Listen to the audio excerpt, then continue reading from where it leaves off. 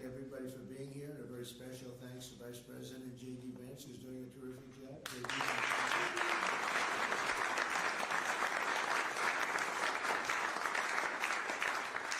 As well as the Senate leadership team that has been working very hard, working really, I will tell you, nobody's working any harder representing the American people, including Senator John Thune. John, thank you.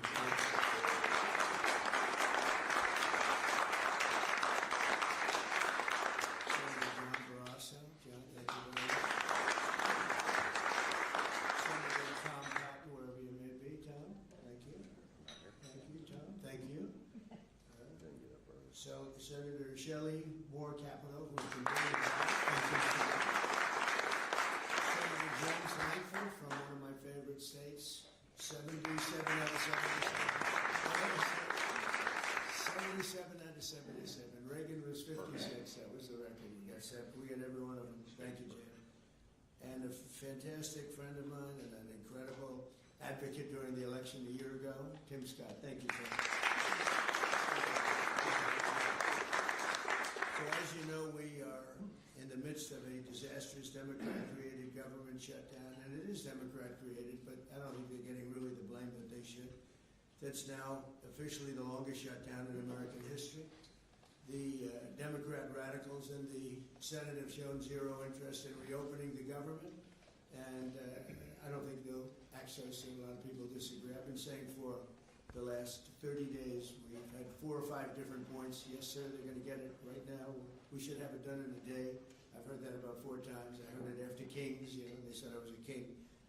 And I heard it after Kings. I heard it after a couple of other moments in time.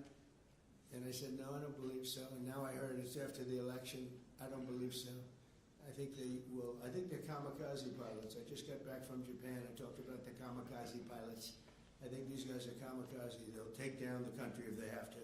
So I don't think so. Millions of Americans are going to be without SNAP benefits. And I will say about SNAP benefits, so when I was president, we had $7 billion worth, and now they have many times that, because these benefits were given to anybody that asked, and they're up to, I hear, just many times, $47 billion. So it wasn't the purpose of SNAP. It was for people that really had problems, down and out, people that really had problems. But during Biden, they gave it to anybody that wanted it. I think it's something you have to talk about because the numbers are incredible. But countless public servants are now not being paid, and the air traffic control system is under increasing strain. We must get the government back open soon, and really immediately. We have to get it open. We have the hottest economy we've ever had, and it's affecting the stock market now a little bit. But the stock market, as of Friday, has hit many record highs during the last 9 months, many. And it will again. This is just the beginning, because with these plants that are being built right now start opening up, we've never had anything like this as a boom. There's a construction boom right now, but that's going to be bigger than that. That's going to be an economic boom as soon as they open up, and it's going to be something special. We have car companies coming in. When I was in Japan, Toyota, Mr. Toyota, I said, "What's your name?" "Toyota." I said, "Oh, you're rich." I said, "How much of the company do you own?" 92.1%. I said, "I'm glad you said the one who wants to get it." I said, "You're a rich guy." And he said, "I'm investing $10 billion in the U.S. And you know what I'm talking about, right? You introduced me, Mr. Senator. You introduced me originally when you were the ambassador to Japan. He's still good. He's still strong. But he had no interest in investing in this country. Now he's investing $10 billion as of 1 week ago in building new plants. We have auto plants coming in incredibly, but we have AI and all of them. And we can't be extorted to give $1.5 trillion to people that came into the country illegally, many from prisons, many drug dealers. A lot of people came in from mental institutions. They want to give a lot of money to the people that came in illegally. We have to get them out. We can't. No country can sustain that.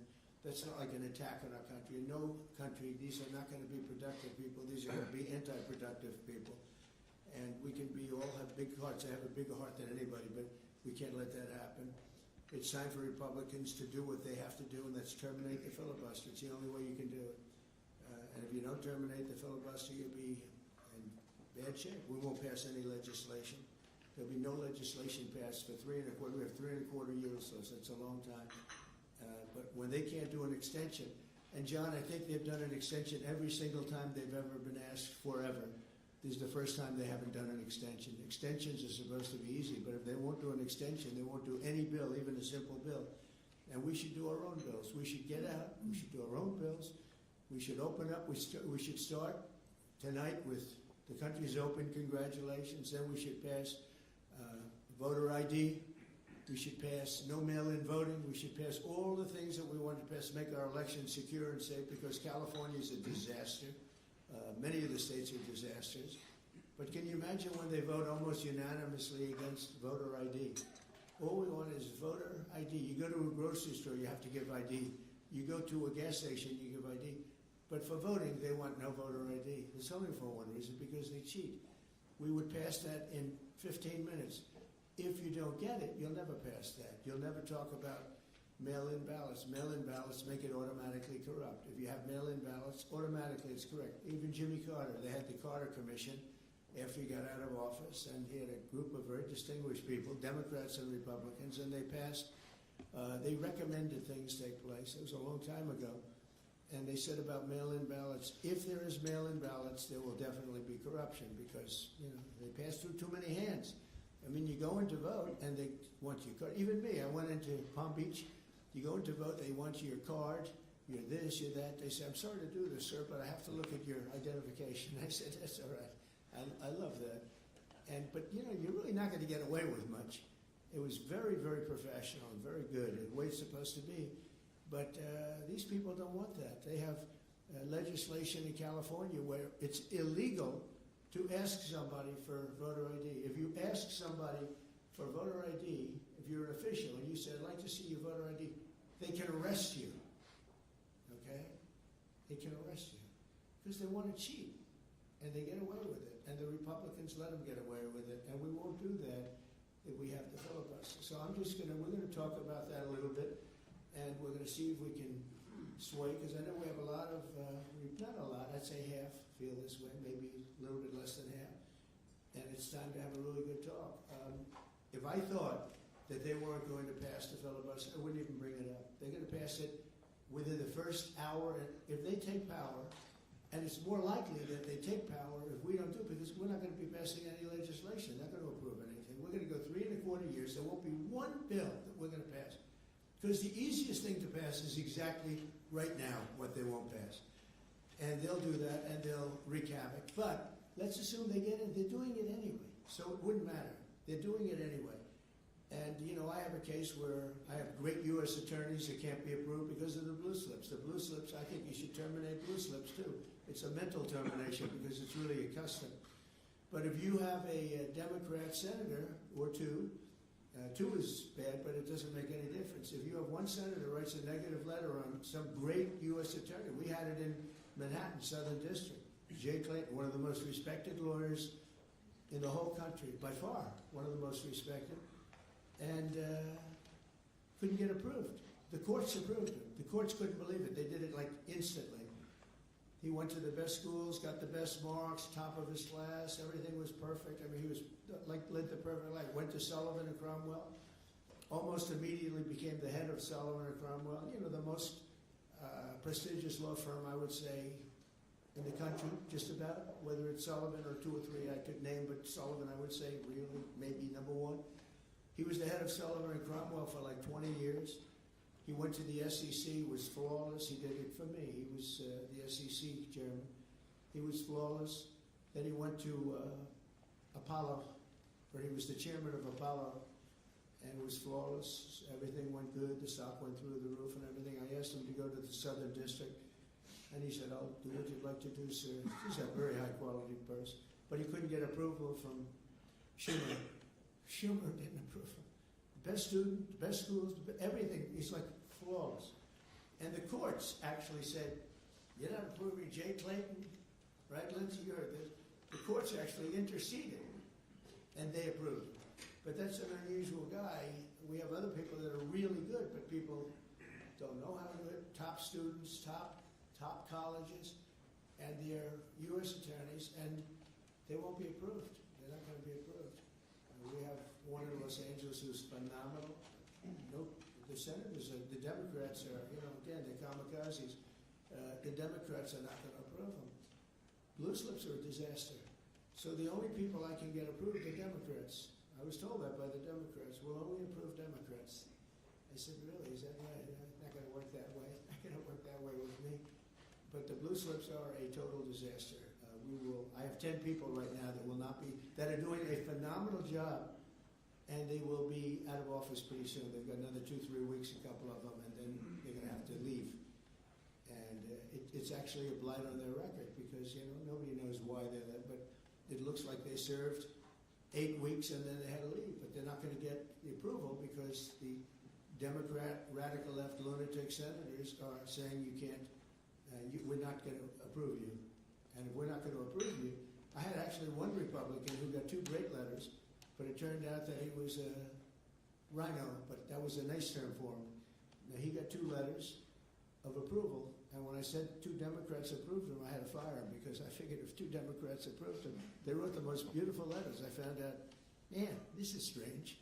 And he was no good. I fired him. He was really not much of a Republican. The recommendation of that one wasn't such a good recommendation. Someday I'll tell you who recommended it, but it wasn't exactly the best. But when I saw when I saw the 2 senators from Virginia gave him glowing marks, Tim, I said, let me see this. I read the most beautiful letters I've ever seen. I said, I called him up. I said, sorry, you're fired. Get the hell out of here. And but it's a horrible thing. Blue slips is a horrible thing. Because I have the right to pick judges, and I have the right to pick U.S. attorneys, and this takes away the right from me. And I think we're going to go to court on it, and we'll see what happens in court. But it gives the president, it takes away the right of the president to pick people to serve on the court and to serve as U.S. attorneys, which is very important. But the biggest thing is the filibuster. We have to get the country going. We will pass legislation at levels you've never seen before. And it'll be impossible to beat us. By the way, if they do, they're going to do it anyway, and they are going to immediately do the filibuster. And when they do the filibuster, they're going to pack the court. They want at least 5 justices. Now I hear it's up to 5. I actually heard up to 7 and up to 9, okay? They want new judges. They want to pack the court, and they will do it in the first day, maybe the week. Maybe they'll slow it down because there's no reason to rush. But they'll do it the first week. They'll vote on this. And I have friends over there that are Democrats, I'm close to a lot of people. And I asked them about that because some people say, well, maybe they won't do that. I mean, they destroyed the career of Manchin and Sinema. And they got them out there with the only objectors. Nobody else is going to object. They're going to do it the first day. They're going to pack the court. They're going to make D.C. a state. And they're going to make Puerto Rico a state. So now they pick up 2 states. They pick up 4 senators, okay? You think you have problems? They're going to do all of the things. They're going to pick up electoral votes. It's going to be a very, very bad situation. And it's done. It's done. As soon as they attain power. Now, if we do what I'm saying, they'll most likely never attain power because we will have passed every single thing that you can imagine that it's good and all good for the country. And there'll be no reason to. If we don't do that, people say, they're not doing much, and they're in power. So the good news is we did the great, big, beautiful bill, and it's the greatest thing we could have done. And the smartest thing with John and our Speaker of the House, who's so good, Mike Johnson, we did all in one bill. If we didn't, John, it would be a problem because we would have gotten a small piece passed. A lot of people wanted to do that. A lot of people in the room wanted to do that. They went along with me and John and everybody, and we got this thing passed. Honestly, it's 4 years' worth of goodies. No tax on tips, no tax on Social Security, no tax on, think of it, no tax on overtime. It's an unbelievable tax cut for the workers and for business, where business is going to create jobs, and we're creating jobs at levels that nobody's ever seen before. All these things are good. We have to be able to get the word out. If we don't get the word out, we're making a very big mistake. So I have this long, beautiful, and very boring speech. I won't bother anyone. But because we can just start talking. And I think it's very important. We have to get the country open. And the way we're going to do it this afternoon is to terminate the filibuster. And it's possible you're not going to do that. And I'm going to go by your wishes. You're very smart people. friends. But I think it's a tremendous mistake, really. It would be a tragic mistake, actually. It's time. It's time. If I thought they weren't going to approve, I'd sort of be with you. Be fine. I'd be neutral to with you. But knowing that they're going to pass it as soon as they get any semblance of control, they'll pass it first thing, then it's like we have to do it first. And we have 2 years, and we'll end up with 2-3 years, and we'll have this country so perfect. We will have passed more legislation than any Congress and any group of senators or a group of congressmen. And we will get it through. They'll send it to us. We'll send it to them. It'll be a beautiful machine. Otherwise, we're just going to sit around and argue with these people all day long. And they're highly unrealistic. Highly unrealistic. Many of them are radical left subversives, frankly. So I want to thank everybody, and we're going to talk. And I want to thank the press for treating us so really well for that foreign trip. It was an amazing, we had just an amazing meeting. Don't forget, 2 months ago, it looked like the whole world was in trouble over rare earth. And that's no longer even a subject that people talk about. It was all worked out very quickly. Without tariffs, I couldn't have done it. I put a 100% tariff on China. As soon as I heard it, within 20 minutes, I put a 100% tariff on China. When President Xi, who's really a friend of mine, as much as he can be a friend, he's a tough man. He's a tough man. Smart man, actually. Very smart. The press doesn't like it when I call him very smart. You know, they think I'm not supposed to call him smart. But he leads 1.4 billion people, without question. In fact, during the meeting we were there, a couple of you were there, and some of you saw it. So he's here, and he's got about 6 people on each side, and every one of those people was standing like this. They were at attention. And I made a comment to one of them, and he got no response. I said, "Are you going to answer me?" I got no response. And President Xi didn't let him have any. So if there's any question, I said, I want my cabinet to behave like that. I'm demanding that I want them sitting up like that, Tim, just nice and straight. I've never seen a posture like that. I've never seen men so scared in their lives. The equivalent of a vice president. He was. I said, "Are you going to answer my question?" And he's like, he doesn't move. I said, "What's wrong with this guy?" "Oh, I will answer all questions." Why don't you behave like that? JD doesn't behave like that. JD butts into conversation. I want to have that for at least a couple of days, okay, JD? We'll keep you long term, but a couple of days of that would be very, very good. Okay, I want to thank you, and we'll talk a little bit. And I see they set me up with a podium. I thought I'd just be sitting, but it's probably easier.